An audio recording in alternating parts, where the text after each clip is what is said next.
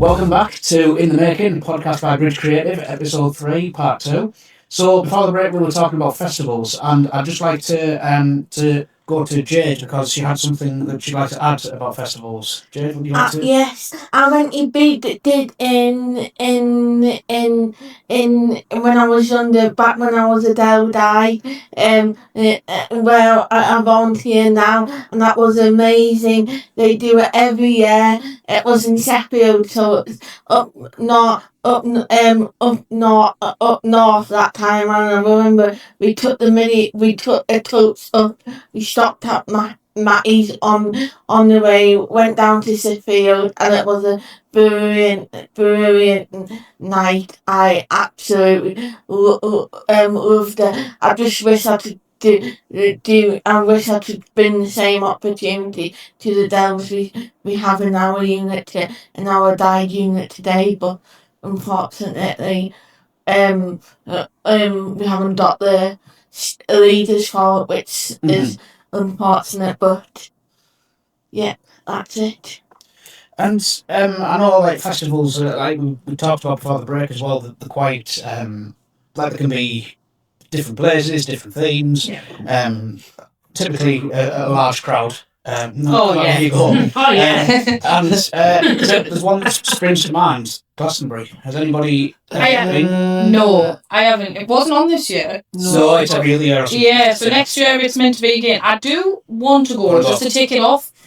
But I personally don't feel like I'm actually going to enjoy it that much. Is that because you can only have free showers? Because I know there's a rule you can only have free showers. Is there? Yeah. No, so that doesn't really bother me, Dave, because I'm actually a proper scruff when I go to festivals. I just get washed with baby wipes because I find usually when you go to download, which is my go-to one, it's either absolute torrential downpour or it's 87 million degrees. So you've got to walk for about 40 minutes to go and get a shower. If it's that hot, I'm going to be minging again by the time I walk back to the tent. And if it's raining, I'm going to be covered in mud again by the time I get back to the tent. So I tend to brush up with a baby wipe and then go home and feel cleaner than I've ever felt in my life. It's like every festival we go to, there's accessibility showers and there's loads of tents and loads of people and big crowd. And that's why you want a festival. Yeah. And that's something that, like, stewarding is something that you've done in particular, isn't it, Martyn? And I think Aiden and Dean, you've done it as well. Do you want to tell us a bit about that? Like, what our role was? It's like a bit like security. It's just we work on different, like, accessible film platform areas. So make sure we keep safe and we make sure we look after our team. Make sure the well-being and make sure everyone's happy and working in an environment. It's like being yourself. It's like having reasonable adjustments. So can see if one of our team goes for a break or whatever, we just go on that cover it. Yeah, absolutely.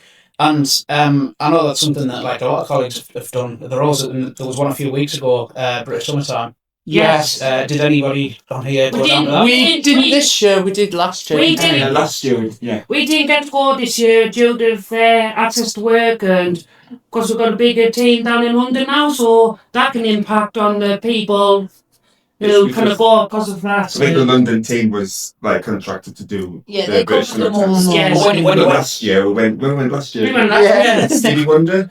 Stevie Wonder. Cat Stevens and I can't remember who else. Because we work on like the VIP stages and that was brilliant, and we also work on the accessible film platforms. That's right, accessible. And I mean, I know you mentioned Stevie Wonder there. There was many big names on the stage, wasn't there? I remember other colleagues telling me about. I can't remember that now. I can't remember the name. There was quite a few big names. Yeah, it was this year as well. Yeah, and when I looked at it, I was like, oh, I would have gone.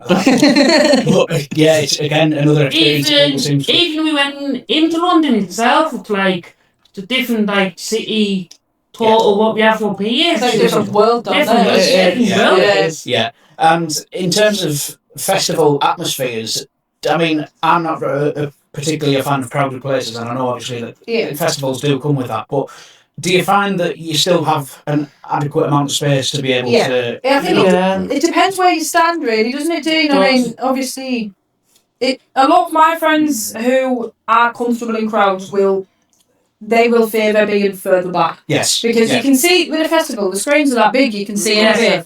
I favour being closer, but I put myself in silly situations like mosh pits, so I get lots of room. It's just not pleasant room. So which is definitely not for everyone. And it does depend on the band. And when I did Limp Bizkit this year, there was no room to even turn. You couldn't turn around. We were like that close in. I couldn't even do this. Oh, yeah. Which is probably not great for a lot of people. You think might have big crowds if I get to the main entrance. Yeah. Oh, yeah, we Because had that both that for you. Yeah. To see what you're allowed and what you're not allowed to win. Yes.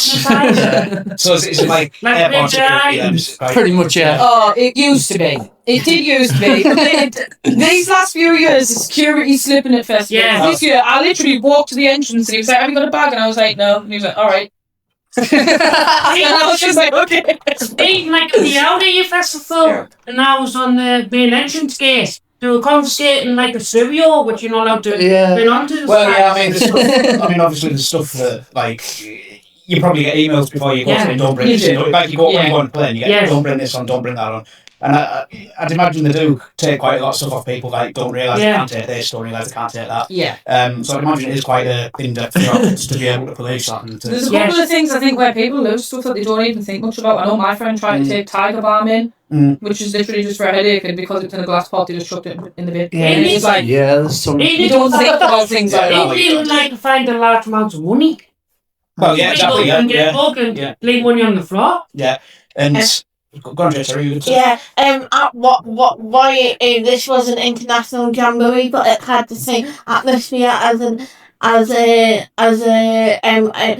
festival. And I remember on the first day, the opening ceremony, it was a nightmare to get through to the opening stage where they sat where the disabled seating were. So we met this lovely Finnish lady. She was a physiotherapist, or she was a lens, and she helped me, Mum, and my team of guides who went there. I'm very lucky to be. I was very lucky to get picked to go on that jamboree as well. I feel very honoured. I got picked out of the county and even the nationals, but because I had surgery, I couldn't do the national, but the county and the national went to the same thing anyway, so didn't lose out. But I'm very grateful for that opportunity. Callum, is there anything you'd like to add to that? Any experiences, festivals you've had that have stood out, maybe?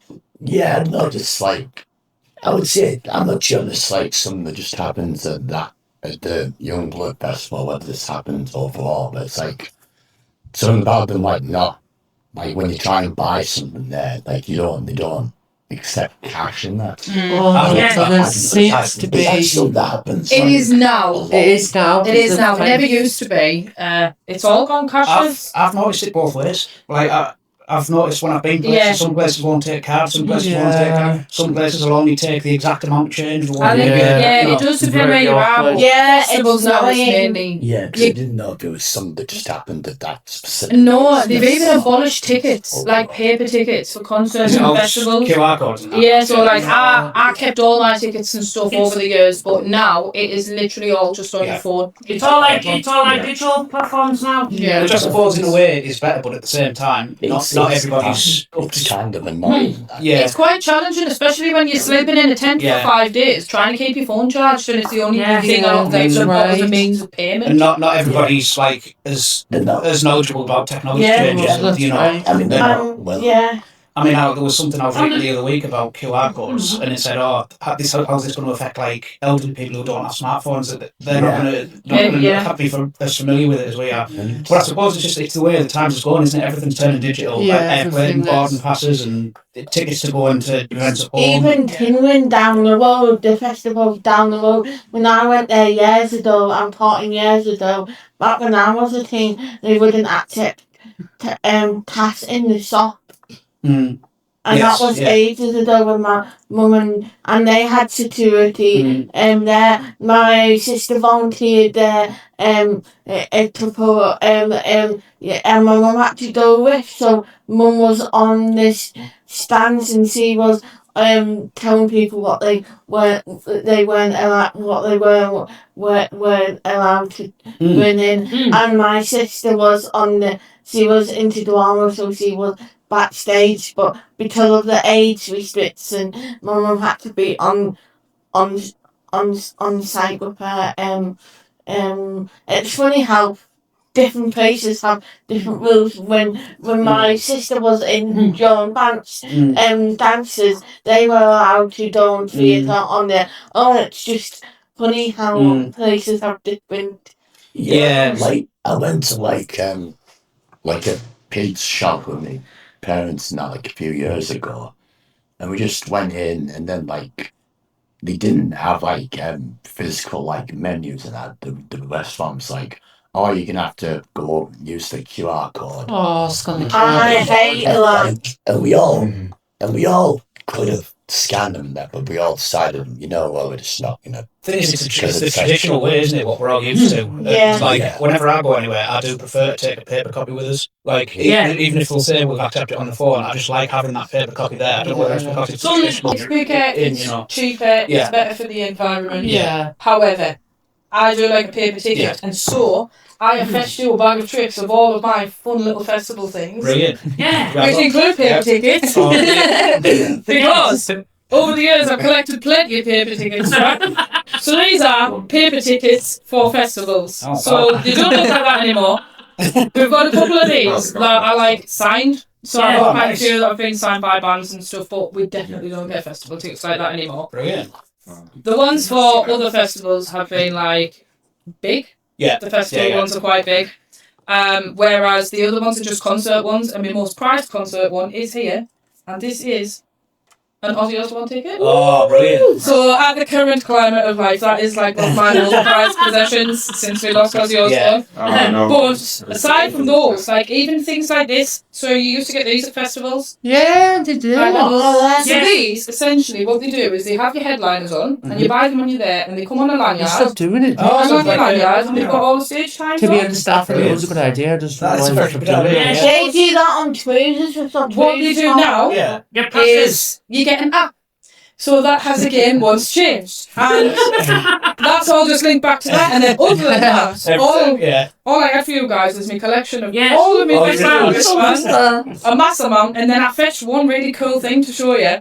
Yeah. I think Dean will think it's really cool. I don't know if anyone else will. So what this is this is a set list. That is so cool. So what they do is the bands have these on the stage. Yes, and they they tell them do. what to play. So this is Slipknot's set Yes, list it is. from the stage at Download Festival in 2015. And you can Yes. see by how dirty it is on the back that it's the one that was stuck on the floor on the festival stage. Oh, yes, festival song. So I thought that's my like prized one. Yeah. I love all them Random little- songs. Yeah, that's a Absolutely random love little all thing them I've got, but I thought I'd bring it to show you when we were talking festivals. Excellent. That's brilliant. I mean, Thought I would wear my Ramps t-shirt from what year does it say on the back? 2015. 2015. 2015. 2015. So the that same I- year I got this. Look I at this. went, I went to see the Ramps. I thought it was not long ago, but it was 2015. It was awesome. brilliant. I saw it at Newcastle Radio Arena.